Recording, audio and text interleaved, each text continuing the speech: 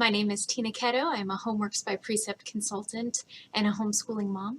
We are entering our 10th year homeschooling with BJU Press homeschool materials, and we just love them. Today, I want to talk to you about how we made the transition from 6th grade elementary style learning to secondary or junior high or middle school style learning with BJU Press homeschool materials. I'm a homeschooling mom just like you, and as many of you know, when you BJU Press materials are designed so that the elementary style of learning ends at 6th grade. At the end of 6th grade is the end of the elementary style learning, and junior high and middle school is 7th grade on up, or secondary learning as some people call it. And we've used BJU Press materials since the beginning, and we've really enjoyed them, but we really had concerns, right? Like how we were comfortable with elementary style learning, we were successful with it. What was it going to be like to move up to that secondary style of learning? Were we going to be successful? Was it going to be difficult? Was my child going to know what to do? And so what I did, I am a planner. I love planning, and starting probably about summer 5th grade, I started talking to homeschool moms. I knew that we were planning on sticking with BJU Press Homeschool. We loved it. It had been working well. I know the books well. I understand that it's a really, really solid scope and sequence. So I wanted to stick with it. So I started talking to moms. I started talking to any moms that had made that transition, that had gone from elementary to secondary with BJU Press, and I asked them what they did, what worked for them, what didn't work for them, if their kids had any difficulties.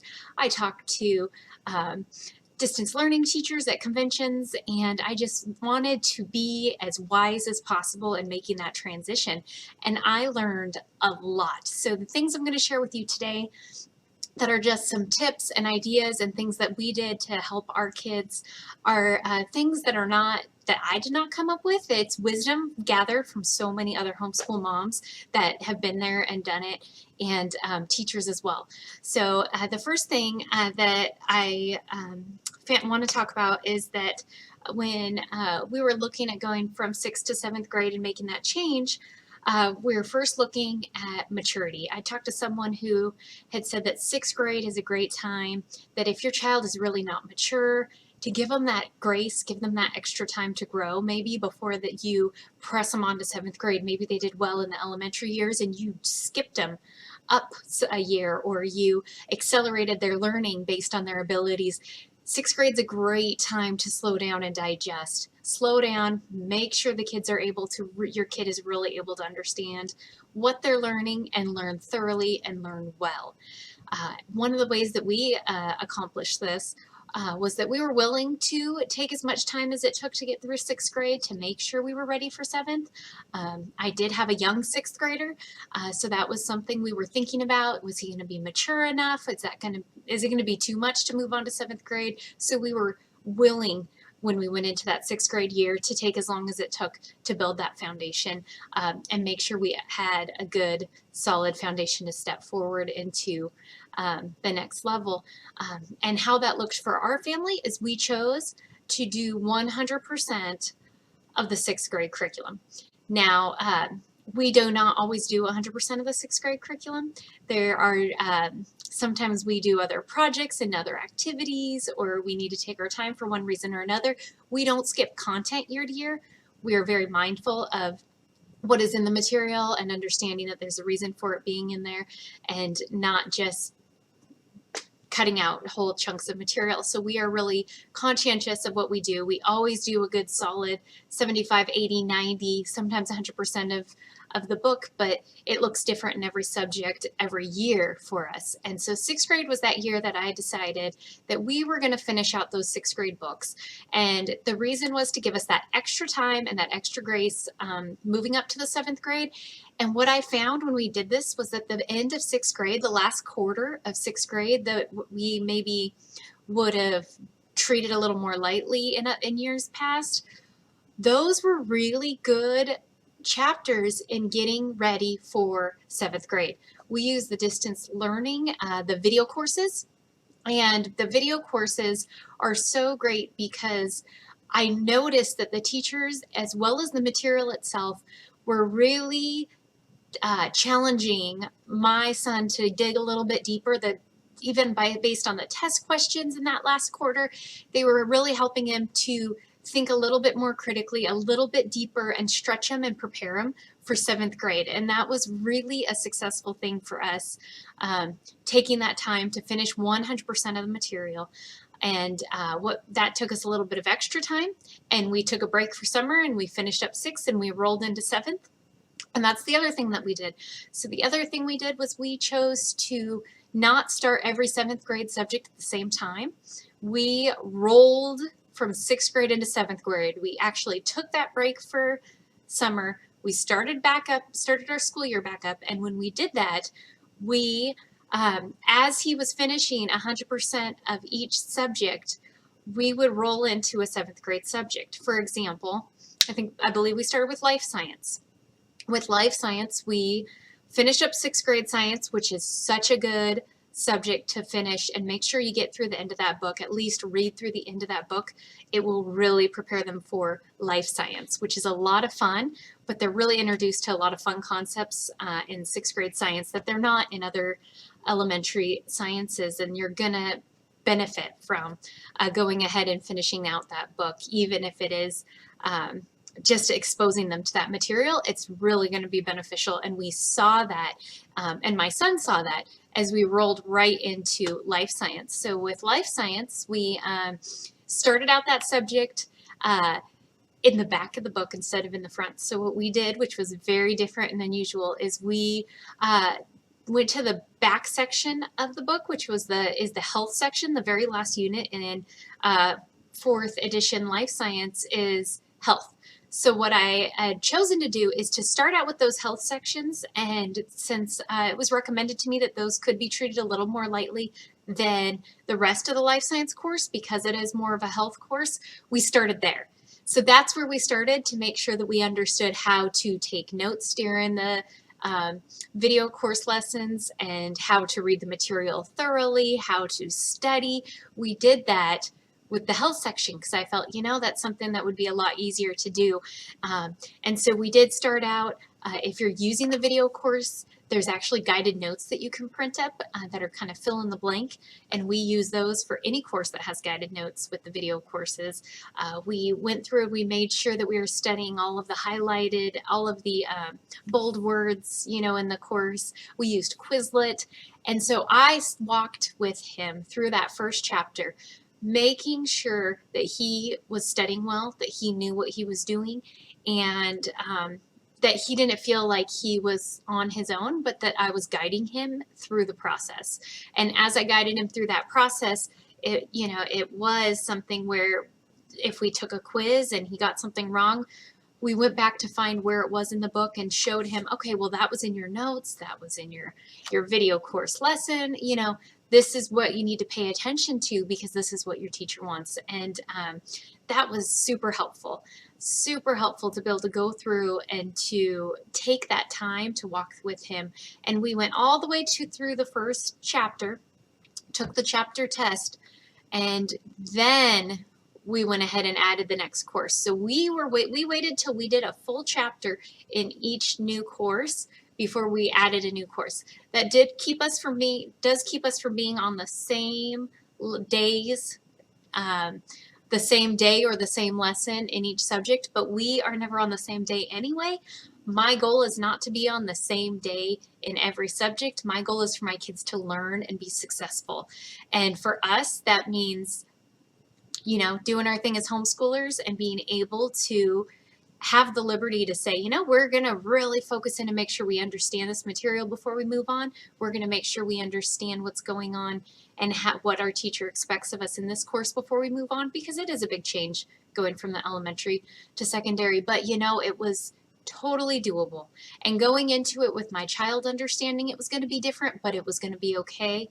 Going into it knowing that I was willing to put in the time to walk with him and to teach him how to study was worth the time. and he was very successful. And it really was more seamless than I had expected. And I think part of it was my expectation, and the other part was that we did really work on those study skills even at the end of 6th grade. Speaking of study skills, another thing that we did is we actually went through this study skills DVD. You can actually purchase it through your Homeworks by Precept consultant. And I worked this into our schedule at the beginning of 7th grade. I think I took about a week to go over the different skills about test taking, remembering, reading, note taking, listening. Some of the things in here are most likely things you've already told your child. And maybe they heard it, maybe they didn't. Some of these things might be something that you didn't even think to tell your child. I found it helpful because it was just more reinforcement from someone else, guiding and telling my kiddos how to study well and giving them those tools and reminding them that it takes effort and work to be successful at anything. And so we found that really helpful, built that into kind of an orientation type week in that first week of 7th grade, and that was very helpful. A lot of parents that I spoke to that had gone through junior high and high school with their kids recommended the Study Skills DVD, and some of them even use it every single year. They have their kids watch it just as a good refresher and reminder of the things that they can be learning with study skills and how they can be always building those study skills to be more successful in their schoolwork and in life. Another thing that we did is I was very careful to make sure that when we did our tests, we do the video courses online, so everything's auto-graded except those essays. And that's from 5th grade and up, and we were used to that process, but I wanted to make sure that I was really making sure that we were reviewing our tests right after we took them. And so building up at the beginning of the year and getting in the habit of, as soon as he took that test, if there was anything he missed, as soon as he took that quiz, if it wasn't 100%, that he would let me know. I would pull it up right away, and we would go back to where it was in the book, because it will tell you, even on the online. I love it because it will say right where, on the parent side, on the parent portal, it'll tell you right where the information was found. So I can send my son back and say, go look at page 235, for example. He pulls it up, and I have him underline or highlight that material that he missed, or make a list so that he can study that material, because if it was on a quiz, it's going to be on a test. They need to know it for a test.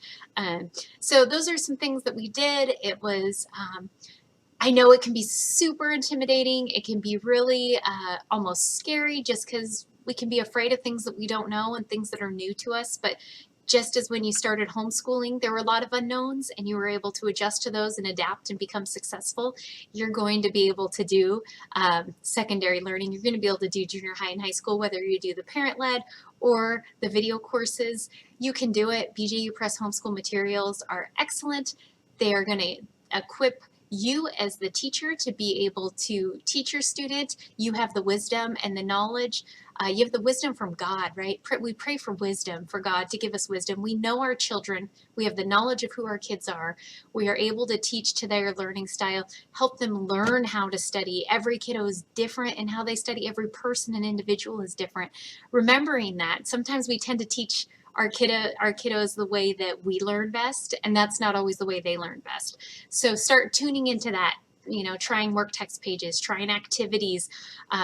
Even in 6th grade, start isolating, take a chapter and only do the work text pages for heritage studies, or only do the hands-on learning, or only do the essays, and see how they do on their tests. And we actually did this with the heritage studies, and that's when my son realized, oh my goodness, those study pages and those work text pages were helping, because we tried pulling him out for a chapter and seeing how he did and seeing how his retention was. So feel free to use the material how it works for you. And in 6th grade, if you take that time, it's such a blessing. We have the blessing of and the gift of time, and use it.